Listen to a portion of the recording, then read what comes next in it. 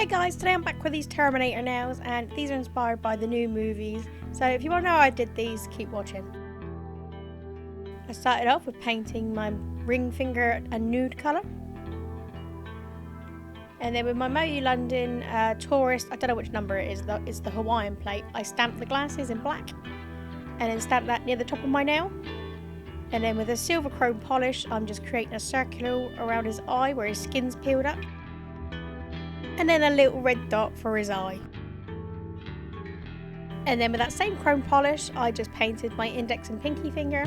And then with my Moyu London sci-fi plate and a red polish, I just stamped this circuit board and stamped it straight on my nails. Then for my middle finger, I'm using this one coat black polish.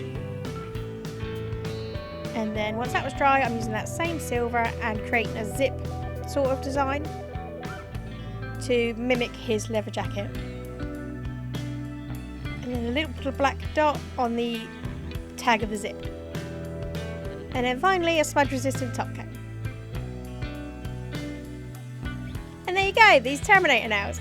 I think they're quite simple, but they're actually quite badass. I like them. If you like these two, give this video a thumbs up, leave a comment below, and subscribe again.